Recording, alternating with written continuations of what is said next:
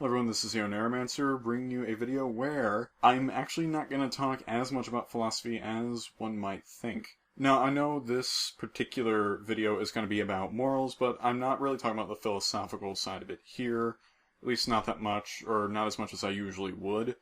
I'm just examining episodes and picking morals that I just happen to like, in this case, 5. Now, for those wondering what the title means, alternative morals are morals that really weren't the main focus of the episode, but these are morals that you could gather from watching the episode. So you're going to have to take this with a grain of salt because it's all based on interpretation. Actually guys, a little addendum whilst making the video was that number 1 may have actually been the intended moral. I'm not going to change anything though. I think I'll keep it as is. I'm going to leave it in because I did want to talk about that moral. So anyway, just throwing that out there. Anyway, without any further ado, let's get started. Coming in at number 5 is feeling Pinkie keen. And the moral that I sort of found on my own, more on that later, is that you should be trying to investigate, study, or learn about things in a more objective sense. You shouldn't be trying to prove or disprove something just because it happens to fit with your ideology, if it does or doesn't exist. And this is exemplified by Twilight.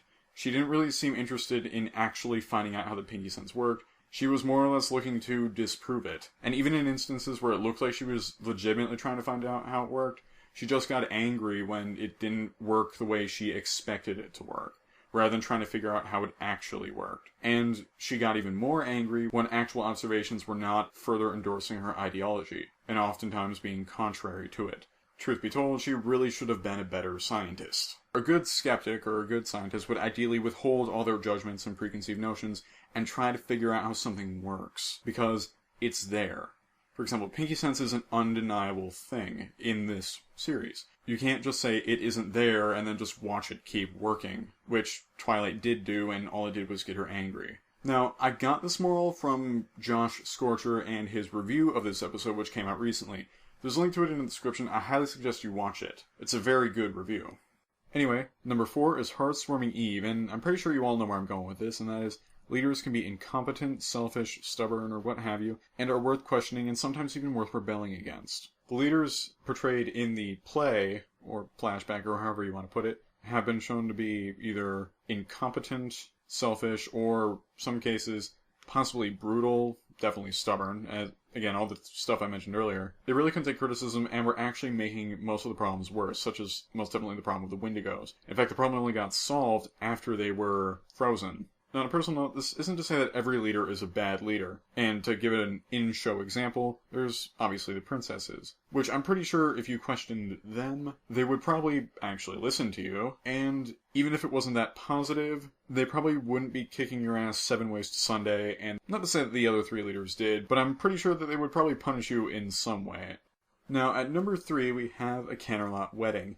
And in the same vein as number 5, which was feeling Pinkie keen, the alternative moral I got for it was, do not make an accusation without evidence to back it up. And even though we do see the strange things that the disguised Queen Chrysalis does to Shining Armor, it's very clear that she didn't come in with evidence, and obviously we see this bite her in the ass later when she just charges into the altar, declaring that she's evil and making her situation a lot worse. And even though she succeeds in the end, it did obviously harm her relations with her brother, and even the princess was upset with her. Sure, this doesn't really go anywhere because she does end up being right, but it still stands that if you're going to accuse someone of something, or make any kind of accusation or claim, you should make the effort to get some evidence to back it up.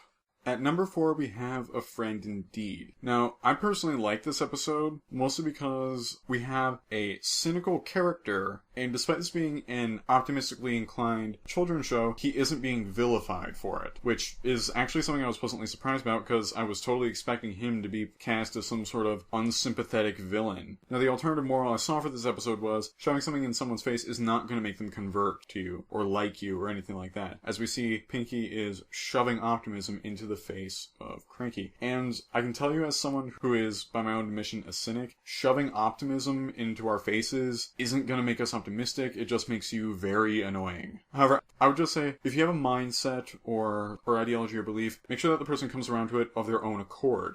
Now, for number one, I would say that the voice of reason would give me flack for this, but he doesn't know I exist, so I can get away with this with almost no criticism. And it is one bad apple. The moral that I like about it is, well, it can be summed up by this quote by Friedrich Nietzsche, and I should say paraphrased quote, since I'm quoting it from memory, and that is, "He who fights monsters take care lest you thereby become a monster.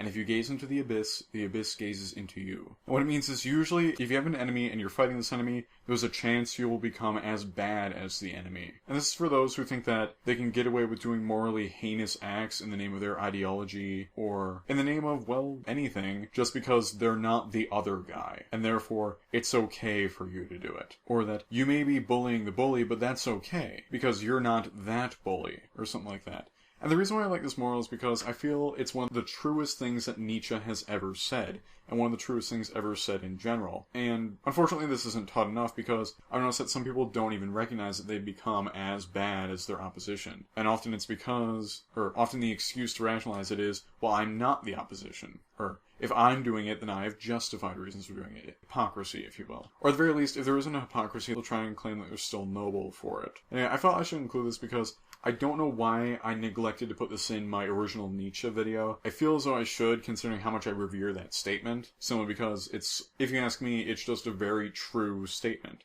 Most people fall victim to it, and they don't even realize that they've fallen victim to it. But then again, that could be part of my personal experience. Anyway, thanks for watching. This is Yo Neuromancer. Have a nice day.